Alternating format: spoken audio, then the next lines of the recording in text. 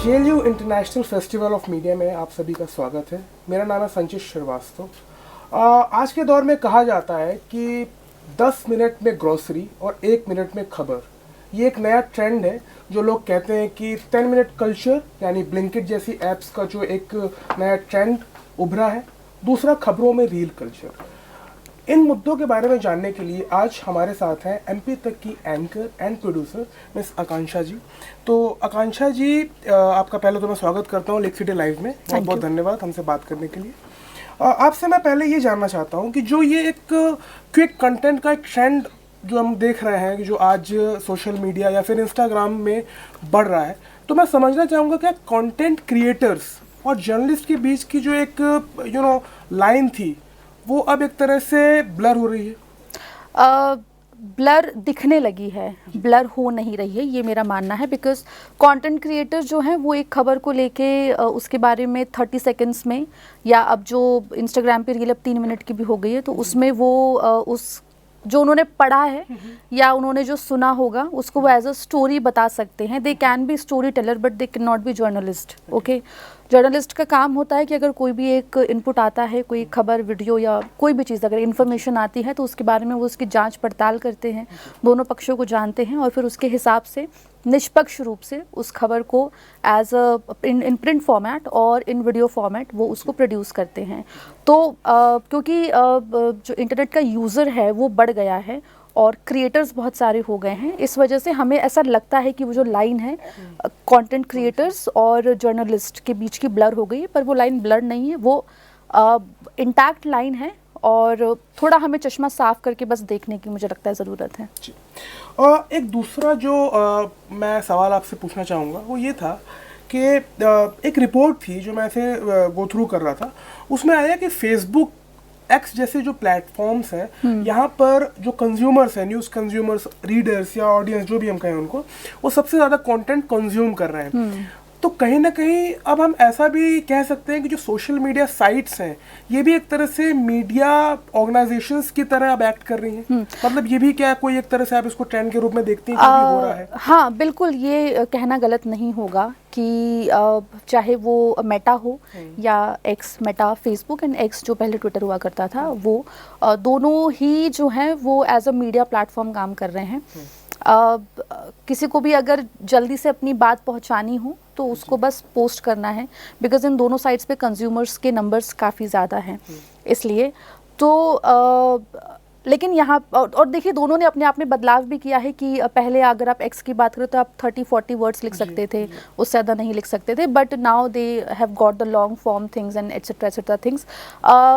लेकिन वो information provide करने का एक प्लेटफॉर्म हो सकते हैं, न्यूज़ एजेंसी या फिर न्यूज़ प्रोवाइडर नहीं हो सकता, क्योंकि वहाँ पे वेरिफिकेशन के लिए कुछ भी नहीं है। जब हम वेबसाइट्स की बात करते हैं या फिर हम न्यूज़पेपर्स या प्रिंट के किसी भी मीडियम की बात करें या वीडियो फॉर्मेट में भी ब्रॉडकास्ट, डिजिटल, हम किसी की भी बात करें, तो वेरीफाइड खबरों का जाना एक उनको अलग बनाता है और उनको उस जर्नलिज्म या फिर मीडिया के पैराडाइम में डालता है। तो फेसबुक, मेटा या जो एक्स है वो एक प्लेटफॉर्म प्रोवाइडर हो सकता है बट न्यूज़ एजेंसी नहीं हो सकती।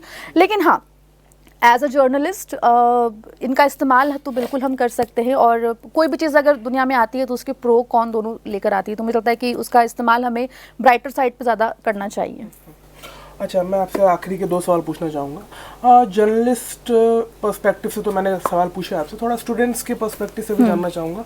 बहुत से बडिंग जर्नलिस्ट हैं, जागरण लेक सिटी यूनिवर्सिटी में भी जर्नलिज्म की पढ़ाई बहुत से बच्चे कर रहे हैं। तो स्टूडेंट्स ये जानना चाहते हैं कि एज अ जर्नलिस्ट, क्योंकि फील्ड बहुत ही ज़्यादा डायनेमिक्स बहुत चेंज होते रहते हैं समय समय के साथ। 5 साल पहले फेसबुक था, अब AI है। एज अ जर्नलिस्ट खुद को ग्रूम करना कितना इंपॉर्टेंट है, अपने आप को अपडेट करना, वो चीज़ें क्या करते रहना चाहिए बडिंग जर्नलिस्ट को, ताकि वो एक तरह से समय से आगे ही रहे, पीछे ना जाए उसके? देखिए, इसमें हमें 2 चीज़ों को मिलाना होगा, एक जो ऐतिहासिक रूप से चलकर आ रही है और एक जो मॉडर्निटी है उसको। ऐतिहासिक रूप से चलकर आ रही है या फिर जो पिछले ज़माने की मानी जाती है थोड़ी सी, वो ये है रीडिंग। चाहे वो किताब पढ़ना हो या फिर वो न्यूज़पेपर पढ़ना हो या फिर फ़ोन पर आर्टिकल पढ़ना हो, रीडिंग मैं जितने भी स्टूडेंट्स से मिलती हूँ उनको मैं ये सजेस्ट करती हूँ कि अगर आप पढ़ेंगे नहीं तो ना आप बोल पाएंगे ना आप लिख पाएंगे, क्योंकि जो डिक्शनरी, जो शब्दकोश है वो आपको पढ़ने से ही मिलेगा, और अच्छे लोगों को पढ़ना और भी ज़्यादा ज़रूरी है।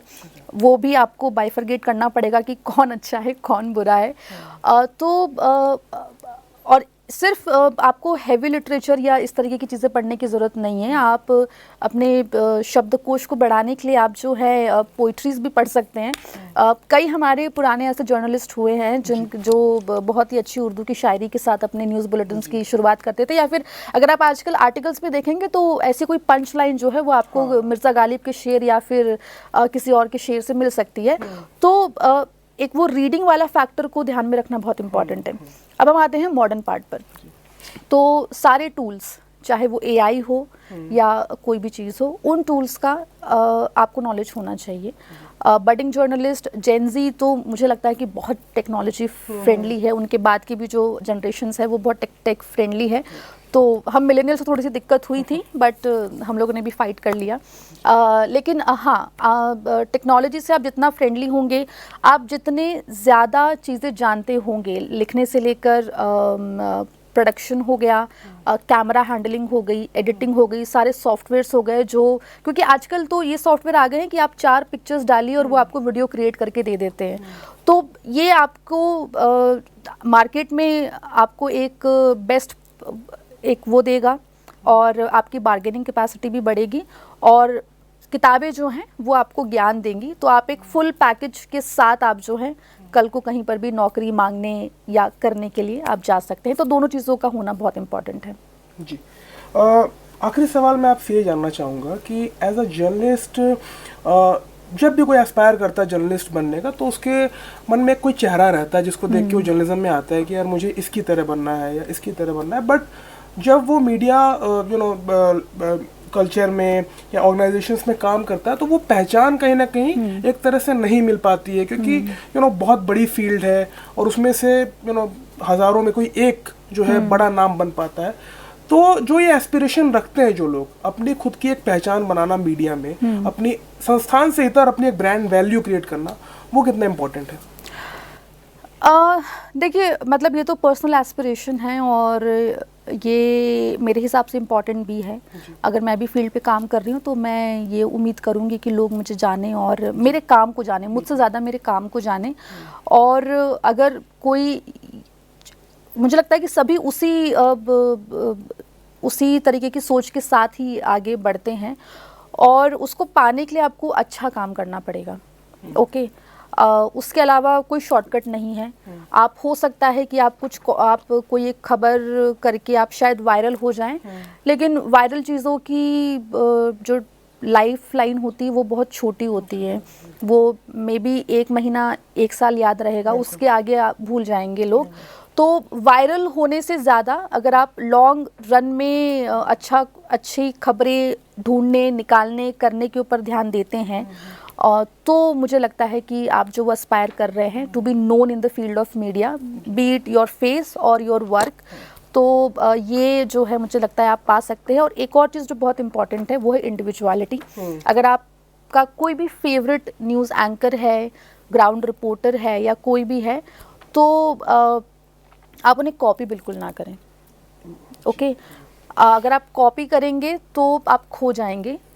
आपकी अपनी जो यूएसपी है उसको इन्हांस करने पे काम करिए। अगर मैं अच्छा बोलती हूँ तो मैं 4 लोगों को सुनूंगी जो मुझसे बेहतर बोलते हैं, लेकिन मैं उनमें से किसी की कॉपी नहीं करूँगी। अगर मैं अच्छा लिखती हूँ तो मैं 10 लोगों को पढ़ूंगी, उनकी लेखनी देखूंगी, लेकिन मैं कभी उनके तरीके से नहीं लिखूंगी। आप जब भी अपनी खबर बता रहे हैं या लिख रहे हैं, कुछ भी करें, तो उसमें आपका अपना फ्लेवर होना चाहिए, वही आपको इतर बनाएगा। शाहरुख खान की कॉपीज़ बहुत सारी हैं, आपको सब जगह मिल जाएगी, लेकिन शाहरुख खान एक ही है।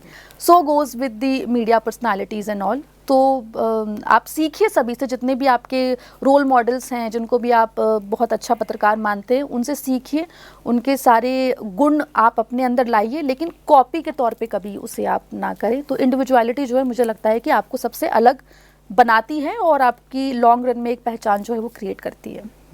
तो आकांक्षा जी, ये जो हमारा फेस्टिवल है JLU इंटरनेशनल मीडिया फेस्टिवल, ये उसका 8th एडिशन है और इसमें सबसे जो हमारी USP रहती है कि इसे स्टूडेंट्स ड्राइव करते हैं, मोस्टली स्टूडेंट्स ही इस पे काम करते हैं। तो आप इस फेस्टिवल में आई, आपका एक्सपीरियंस क्या है? सारा स्टूडेंट से आप मिली, तो आप इस फेस्टिवल के बारे में कुछ आपका एक्सपीरियंस शेयर करें। बिल्कुल। तो देखिए, since this is 8th addition, तो ये बहुत अच्छा स्टेप है यूनिवर्सिटी की तरफ से, क्योंकि स्टूडेंट्स के लिए बहुत इंपॉर्टेंट होता है कि जो आप थ्योरी में पढ़ रहे हैं वो प्रैक्टिकली कितना पॉसिबल है, और वो प्रैक्टिकल पॉसिबिलिटी आपको उन तमाम गेस्ट के थ्रू जो है पोडियम पे सुनने को बिल्कुल मिली होगी। स्टूडेंट्स फर्स्ट हैंड इंटरेक्शन भी कर रहे हैं, जो भी सवाल है, और ये अच्छी बात है कि सवाल कर रहे हैं बच्चे। जनरली बच्चे डरते हैं थोड़ा सा क्वेश्चन करने से, बट यहाँ पे मैंने देखा कि students are asking questions, which is very good. और 8वां एडिशन है, तो बिल्कुल इससे पहले 8 और जो बैचेस हैं वो इसको एक्सपीरियंस कर चुके होंगे। अभी हमें रिकॉर्डिंग भी कर रहे हैं, तो ये भी स्टूडेंट्स के द्वारा हो रही है। तो आपको सिर्फ थ्योरी नहीं, प्रैक्टिकली भी आप नॉलेज ले रहे हैं, तो इट इज़ वेरी गुड। और JLU का बहुत ये अच्छा इनिशिएटिव है, क्योंकि जर्नलिज्म तो मैं मानती हूँ कि फील्ड थ्योरेटिकल बिल्कुल नहीं है, क्योंकि किताबों में लिखा जो होता है वो जब आप फील्ड पे जाते हैं या आप स्टूडियो में होते हैं, या अगर आप कोई कॉपी भी लिख रहे हैं, आर्टिकल भी लिख रहे हैं, तो चीज़ें बहुत अलग हो जाती हैं। तो इट्स वेरी नाइस इनिशिएटिव, और मुझे लिटरली अच्छा लगा। मुझे यंग माइंड से इंटरेक्ट करने का मौका मिला, उनके बीच में रहने का भी मौका मिला, तो इट इज़ वेरी नाइस और बहुत अच्छा इनिशिएटिव है। बहुत बहुत धन्यवाद। तो आकांक्षा जी ने जैसे बताया कि बडिंग जर्नलिस्ट के लिए 2 टिप्स हैं। पहली कि किताबें पढ़ें, दूसरी नई टेक्नोलॉजी जैसे AI है उससे दोस्ती भी करें। बहुत बहुत धन्यवाद आपका। आप देख रहे थे लेक सिटी लाइव।